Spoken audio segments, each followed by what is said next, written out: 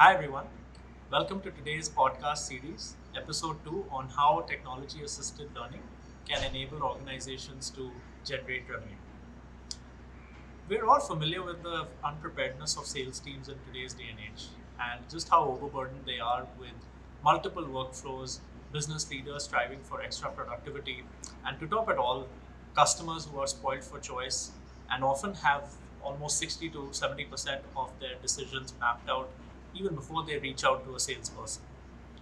So, in this state of unpreparedness and with all this flux as well as hyper competition, how exactly can sales executives get the better of the conversation and assist customers to improve their own sales quotas as well as provide a seamless experience to customers? And in doing this, how can organizations leverage technology to assist in revenue generation while enabling and upskilling the sales force? So, to talk today through me on some key questions that organizations should consider, I'm very happy to introduce Panchali Mukherjee, Vice President at Axis Bank. Panchali, welcome to our podcast and thank you so much for your time today. Thank you, Karthik. Great to be here. Right. And just to build some context, Panchali, I think when we've spoken in the past, we've often realized that most of the times the field force of organizations is made up of millennials. And these are people who, of course, have been born into the mobile generation for one. And more importantly, they also expect experiences for themselves to enable them, much like end consumers themselves. So for organizations to get it right, it's I think very important to recognize that the field force today is not just off about millennials. It's also about making sure millennials are treated as consumers so that they in turn can have and provide a seamless customer experience as well. But my first question to you with this context is what are some of the factors, according to you, that lead to this state of underpreparedness among the field force? And what are organizations not doing or doing to not get it right so far? Great. So, Karthik, before we get into understanding what are the reasons for underpreparedness, let's understand who this sales force are. Who are these salespeople? So, to keep it short, they're millennials. They are people who they are the generation which who have born in the boom tech era. They are extremely comfortable with they are very tech savvy, extremely comfortable with digital systems, highly competitive, and always on the go.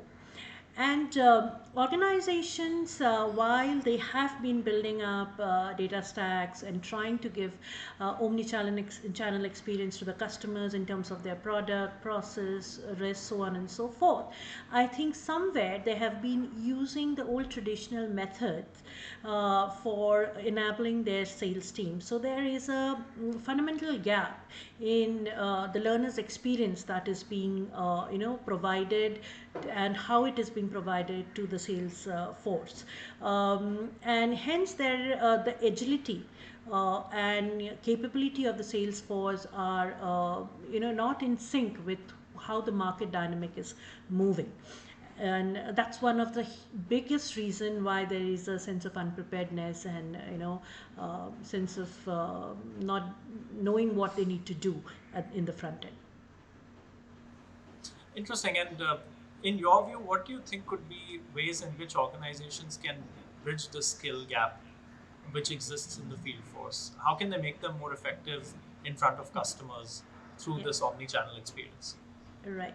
So, there are two ways. One, try to understand how these salespeople function.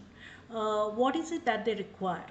So, one is the fact that they require things which are, in bite-sized pieces, which they can, consume on the go at their own comfort and at their own time. B, three areas that they need to work on. One is the fact that organization needs to understand what are the skill sets that are required for these people to do their job. That means deconstruct construct the jobs into skills. And within that, there are three things that they need to address. One is the mindset, one is skill set, and another is tool set. What is a mindset? That do I have a winning mindset? Can I do sales? The shift from sales oriented mindset to more of a customer service consultative mindset for the salespeople.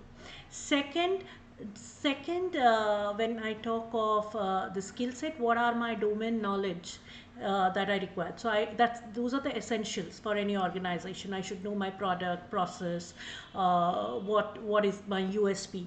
So that's given. But along with that, what are the softer skills that I required?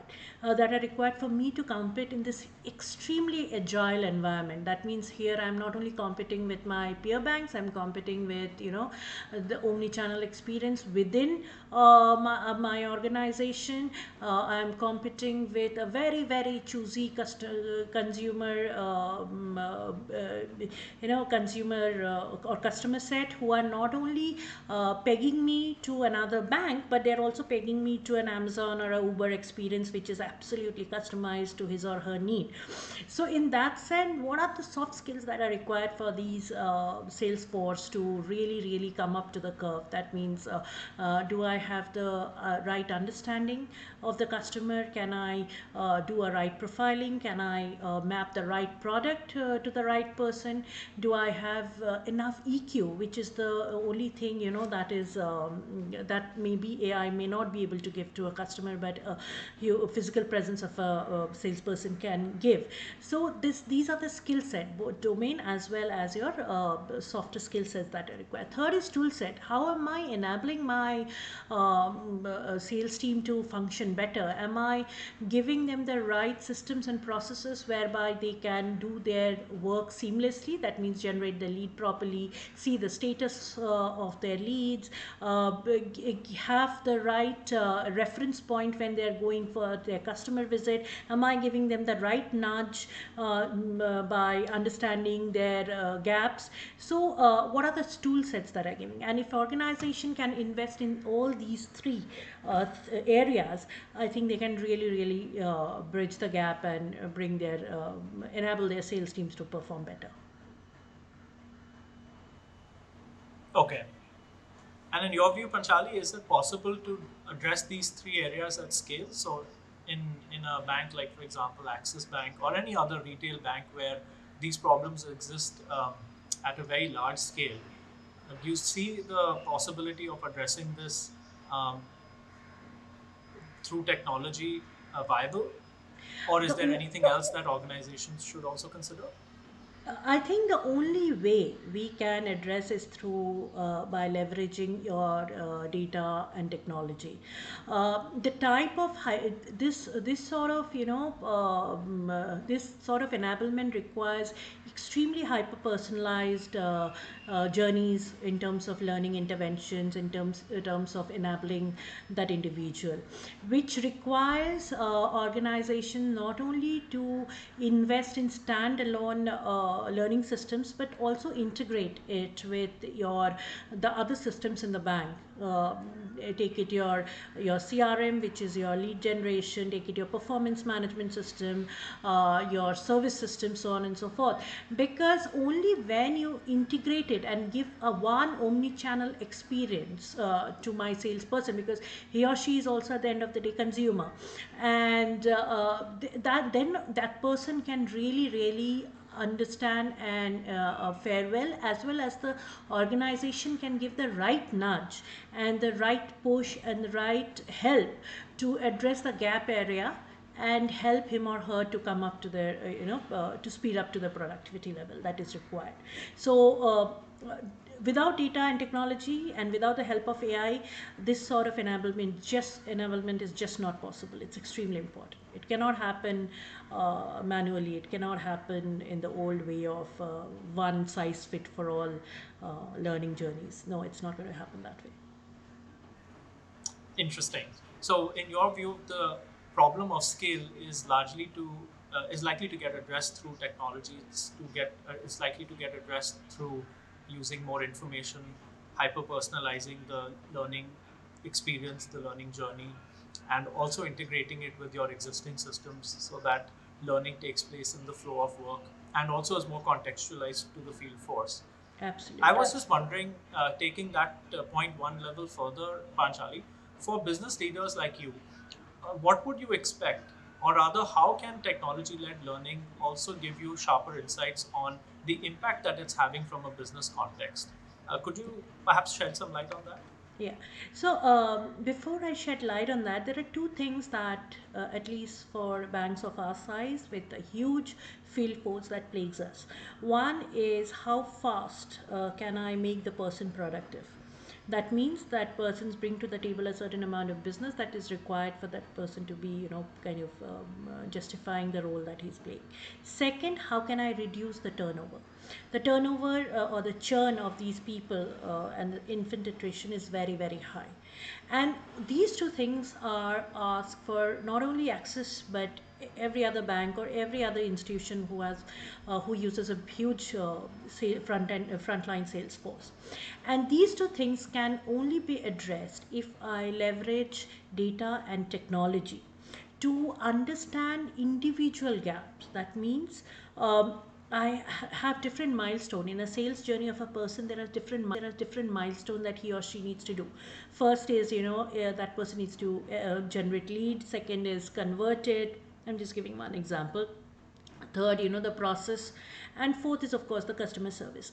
So if I have to break these journeys into different milestone and understand where the gap lies, then it will only be through the insight which comes from my AI or my by data mining or data and technology, that I'll be able to help that person at an individual level. Because if I give a learning intervention for which comprises of the whole the whole length and breadth of the learning modules, then it may not be fruitful both from the salesperson's perspective as well for organization perspective. It's wasting time, resource and money on something which is not required, because that person may be good at A and B and only needs help in the C.